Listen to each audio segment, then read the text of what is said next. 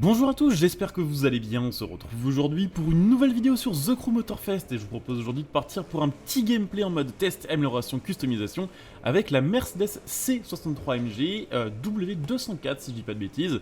C'est une voiture qui était déjà sur The Crew 2, c'est une voiture qui en réalité est présente sur plein de jeux, donc c'est absolument pas une exclusivité The Crew Motorfest, mais c'est une voiture très cool. C'est peut-être en vrai pour les puristes un petit peu de chez Mercedes AMG la dernière vraie C63 et surtout la dernière vraie appellation d'AMG qui avait du sens.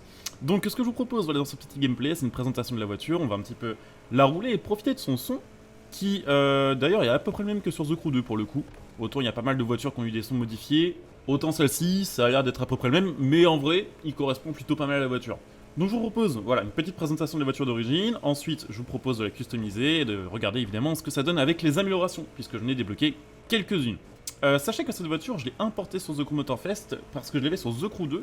Je ne connais donc pas son prix sur The Crew Motorfest, mais elle était à peu près au même endroit dans le tiers des prix que sur The Crew 2, c'est-à-dire au milieu. Donc ce sera une voiture moyennement difficile à obtenir côté farm. Je vous le disais il y a quelques instants, cette voiture, la C63 AMG de cette période-là, est considérée par les puristes... Ah, on va aller chercher la petite loot box. Par les puristes de Mercedes AMG comme étant la vraie dernière AMG méritant le blason C63. Ce qu'il faut savoir, pendant que je cherchais ma petite boîte de loot, c'est que les C63, elles n'ont pas un moteur 6 litres 3, comme on pourrait le penser, mais elles ont un moteur 6 litres 2. En vrai, on n'en est pas loin.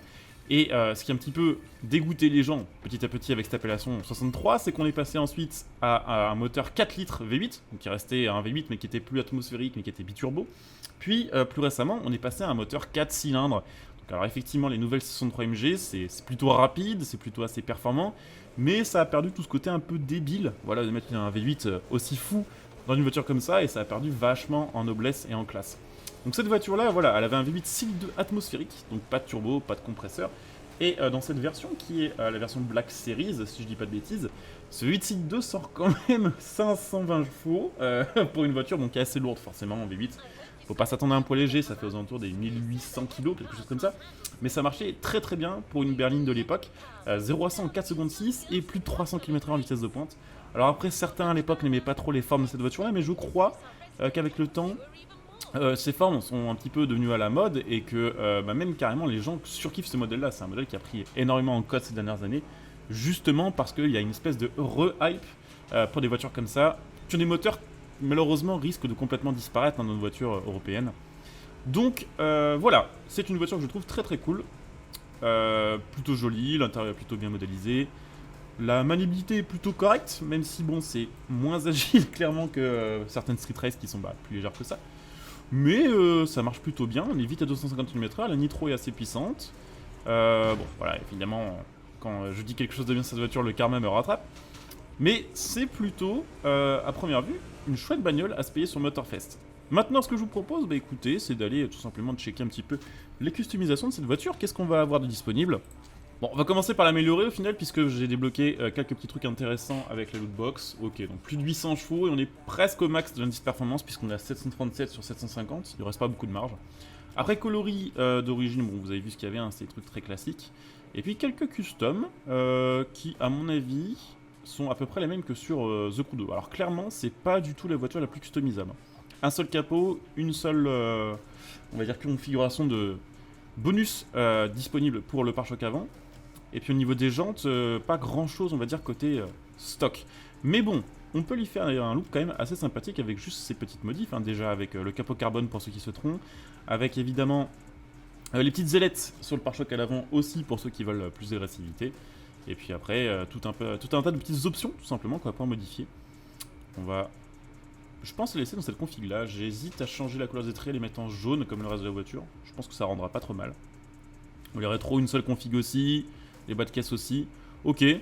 Ouais, bon. C'est clairement pas la voiture la plus customisable, mais il y a quand même moyen de se faire un truc un peu plus agressif si on souhaite. Bon du coup je l'ai customisé un petit peu dans la configuration dans laquelle vous l'avez vu il y a un petit instant. J'ai pas tout installé, j'ai pas mis les configs les plus extrêmes, mais j'aime bien comme elle est comme ça, tout simplement. Donc écoutez, je vous propose d'aller la rouler maintenant qu'elle fait plus de 800 chevaux, et il y a une belle différence déjà au niveau de l'accélération.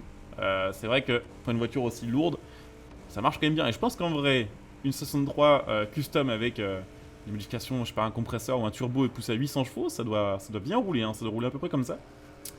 Un petit drift pour le plaisir, c'est cadeau. Bah allez, elle est très cool en vrai. Très bon feeling encore une fois sur ce Crew Motorfest avec la physique retravaillée, le rendu, la manette est vraiment cool. J'aime bien ce genre de caisses. Elles sont assez lourdes pour bien les sentir drifter, pas trop lourdes non plus et on garde un bon maniement. Le freinage il est plutôt cool aussi, franchement. Voiture plutôt cool quoi. Donc évidemment, encore dans les jours qui arrivent, je vais continuer à vous balancer des vidéos sur The Crew Motorfest. Que ce soit en street race, que ce soit en hypercar, que ce soit en mode test amélioration ou test de la physique.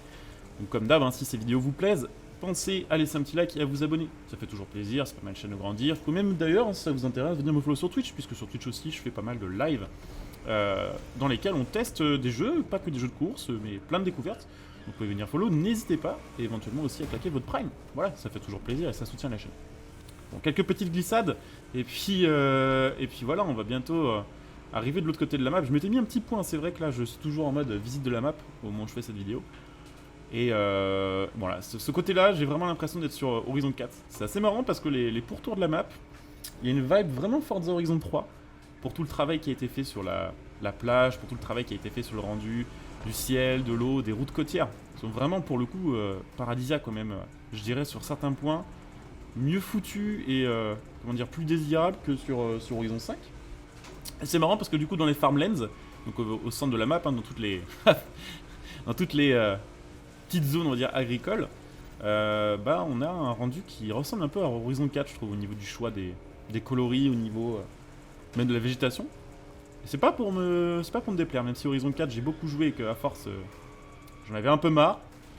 Là j'ai l'impression de voir un mix un peu entre Fortune Island et Forza Horizon 4, ce qui était plutôt cool. Donc voilà, ce qu'on va faire éventuellement. En tout cas, j'ai hâte de voir la suite, tout simplement, encore une fois, sur The Crew Motorfest. J'ai hâte de voir s'ils vont moderniser un petit peu ces voitures-là, est-ce qu'ils vont se risquer à mettre la nouvelle 63 en 4 cylindres, est-ce qu'ils vont, et ça ce serait vraiment chouette, ajouter des modèles de Mercedes ou des voitures, on va dire, un peu rétro, des années 80, 90, voire même 70. Ça pourrait être cool aussi, sachant que ça passerait bien dans la playlist classique, et ce serait globalement, je pense, des ajouts appréciés par la communauté, que ce soit les gens de ma génération, les gens plus jeunes, les gens plus vieux. Donc hâte de voir la suite, hâte de pouvoir jouer au jeu final et surtout de pouvoir garder la progression, parce que c'est vrai que tout ce qu'on fait sur la bêta là ça va être réinitialisé dirons-nous d'ici la sortie du jeu final. Donc voilà, je vais essayer de pas non plus passer 4000 heures sur la bêta fermée, ça ne servira à rien. En tout cas voilà, j'espère que cette petite vidéo vous aura plu. Si c'est le cas, n'hésitez pas à le montrer en venant utiliser mon lien Instant Gaming pour acheter vos jeux à prix réduit tout en soutenant la chaîne gratuitement par la même occasion. Vous pouvez évidemment aussi soutenir en devenant des soutiens via le bouton rejoindre pour ceux qui veulent aider sur le long terme et profiter de plein de petits bonus. Et puis vous pouvez évidemment laisser un petit commentaire pour le référencement de cette vidéo, pour me dire les prochaines choses que vous voulez voir sur le jeu, si vous avez des questions à poser sur le gameplay ou quoi, n'hésitez pas. De mon côté, je coupe ici, je vous dis à très bientôt. Bonjour à tous, ciao.